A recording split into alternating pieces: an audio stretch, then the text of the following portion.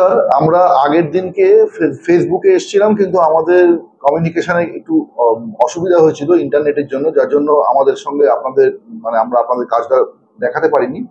সেটাই আমরা রেকর্ড করে নিয়েছিলাম এবং ওটা আপনাদেরকে পরবর্তীকালে দেখানোর জন্য আমরা আজকে এসেছি। তো আজকের প্রসিডিওরটা হচ্ছে এমব্রায়ো ট্রান্সফার। এমব্রায়ো ট্রান্সফার মানে হচ্ছে যে এই যে পেশেন্টের আমরা আগের মাসে পিক আপ করা হয়েছে। পিক আপ করার পরে ওর যা এগস পাওয়া গেছিল, সেই এগসের থেকে ওর হাজবেন্ডের সঙ্গে স্পার্ম দিয়ে ইক্সি পদ্ধতিতে আমাদের কিছু এমব্রায়ো তৈরি হয়েছিল, যা আমরা ফ্রিজ করে রেখেছিলাম। এবার ফ্রিজ করার পরের মাসেই ওর যখন পিরিয়ড হয়, তখন আমরা এইচআরটি পদ্ধতি মানে পিরিয়ডসের দ্বিতীয় দিনে আমরা কিছু ব্লাড টেস্ট করেছিলাম।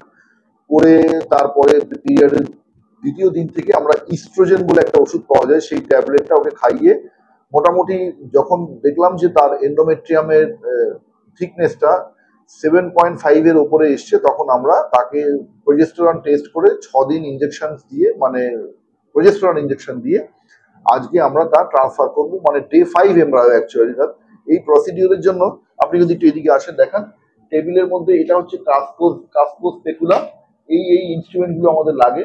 এটা হচ্ছে অ্যালিস টিস্যু ফরসেপস, এটা সিম স্পেকুলাম, কিছু বার্ডস আছে, জনসন্স বার্ডস আছে, আর আমরা এই ছাড়া নেব হচ্ছে এমব্রায়ো ক্যাথেটার। এমব্রায়ো ক্যাথেটারের মধ্যে দুটো পার্ট আছে, একটা হচ্ছে আউটার ক্যাথেটার, একটা হচ্ছে ইনার ক্যাথেটার। আউটার ক্যাথেটার দিয়ে আমরা প্যাসেজটা তৈরি করব আগে, আর তারপরে ইনার ক্যাথেটারের মধ্যে আমাদের যিনি এমব্রায়োলজিস্ট আছেন, উনি সেই এমব্রায়োগুলোকে ফ্রিজিং থেকে থয়িং করবেন, নর্মাল উষ্ণতাতে আনবেন, এবং তারপরে সেই ইনার ক্যাথেটারের মধ্যে উনি লোড করে আমাকে উনি দিয়ে দেবেন, এবং আমরা ঠিক মতো করে প্লেস করব। এই যে এখানে দেখতে পাচ্ছেন আলট্রাসোনোগ্রাফিতে, এই আলট্রাসাউন্ডে একটু তুমি যদি এগিয়ে যাও, আলট্রাসাউন্ডে এই যে দেখতে পাচ্ছেন, এইটা হচ্ছে ওনার এন্ডোমেট্রিয়াম, এই ভেতরের থিকনেস। এই ভেতরের থিকনেসটা মোটামুটি আমরা এখানে দেখতে পাচ্ছি 8.3 মিলিমিটার।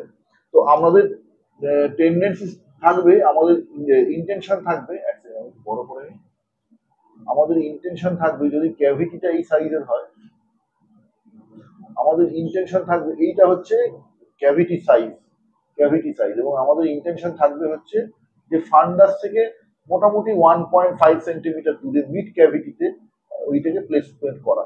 তো আসুন আমরা সেই কাজের জন্য এগোই। ঠিক আছে, সেটা হচ্ছে আমাদের এই আউটার যে ক্যাথেটার, তার দেখুন টিপটা হচ্ছে এইখানে, আমি একটু মুভ করাচ্ছি।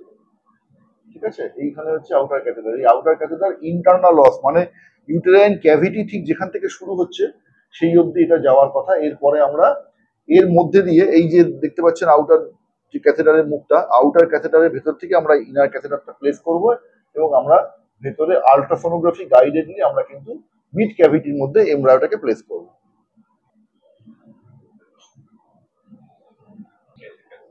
হ্যাঁ, দেখি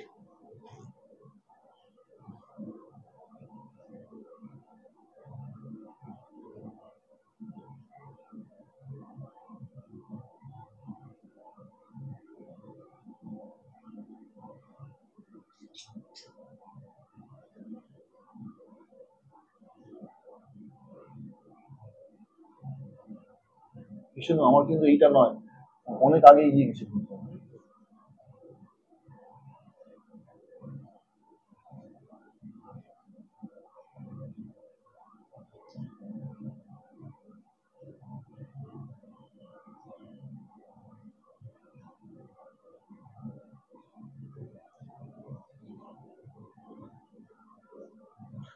এই যে আমরা এখানে যেটা ফেললাম, এটা হচ্ছে মিড ক্যাভিটির মধ্যে এমব্রায়োটা পুশ করলাম। এবারে আমাদের যিনি এমব্রায়োলজিস্ট আছেন, উনি ওটাকে চেক করবেন যে ইনার ক্যাথেটারের মধ্যে আমাদের আর কোন রকম এমব্রায়ো ব্যাক করে এসছে কিনা। এখানে একটা জিনিস খেয়াল রাখতে হবে যে আমরা যখন প্লাঞ্জারটাকে প্লেস করছি, সেই প্লাঞ্জারটার যেন হাতটা কোনোভাবেই ছুটে না যায়। তাহলে কি হবে, ইউটেরাইন ক্যাভিটির মধ্যে একটা নেগেটিভ প্রেশার থাকে। আমি যদি প্লাঞ্জারটার উপর থেকে হাতটা উঠিয়ে নিই, তাহলে কিন্তু এমব্রায়োগুলো আবার ব্যাক করে আসবে। সুতরাং এই পয়েন্টটা কিন্তু আমাদের মাথায় রাখতে হবে। তারপরে দিদি একটু আলো দেখান, তারপরে আমরা একবার চেক করে নেব যে না, এখানে কোনো কিছু অসুবিধা নেই, ঠিক আছে, কোনো প্রবলেম কিছু নেই, কিন্তু একটু ইনফেকশন ছিল।